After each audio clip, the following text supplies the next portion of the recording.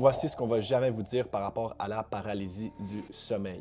Tous les gens devraient apprendre à en faire. Puis là, on va me dire, Mike, ça fait absolument aucun sens. C'est une expérience qui est complètement traumatisante ou démoniaque. Puis le problème avec ça, c'est que les gens qui vont associer ou qui vont expérimenter ce phénomène d'une façon négative, c'est tout simplement des gens qui n'ont pas été éduqués par rapport à ça.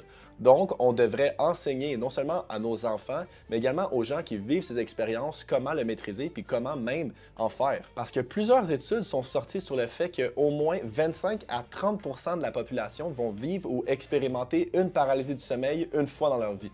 Et malheureusement, si on ne vous éduque pas, on ne vous prépare pas au phénomène, la journée que ça va vous arriver, vous allez tout simplement pas être prêt et vous allez vivre des mauvaises expériences. Premièrement, c'est de comprendre que la paralysie du sommeil est un stade complètement normal lorsqu'on arrive pour s'endormir parce qu'il y a une région du cerveau qu'on appelle le pont qui vient faire ce qu'on appelle de l'atomie musculaire. Donc, qui vient inhiber nos régions au niveau des muscles pour pas qu'on commence à courir partout durant les stades de notre rêve. Et le système limbique ainsi que d'autres systèmes au niveau du cortex vont faire malheureusement une projection de peur en ayant des hallucinations, des pression ou même, dans le fond, quelque chose au niveau auditif qu'on va entendre autour de nous qui n'est pas réel, qui sont seulement des hallucinations hypnagogiques. Donc la prochaine fois, à la place de sortir d'une paralysie du sommeil, essayez plutôt de transitionner vers un rêve ou un rêve lucide. Donc l'astuce numéro 1 lorsque vous faites une paralysie du sommeil est non pas d'essayer de sortir et d'essayer de s'évader de la paralysie, mais plutôt d'essayer de s'imaginer dans un autre endroit de la pièce et un endroit qui est paisible pour notre esprit et notre corps. Et ce qui va arriver par la suite, c'est que votre corps va automatiquement se transitionner dans un rêve ou dans un rêve lucide, donc dans le contrôle du rêve. Si tu veux savoir comment maîtriser le rêve lucide, les out-of-body experience, les paralysies du sommeil,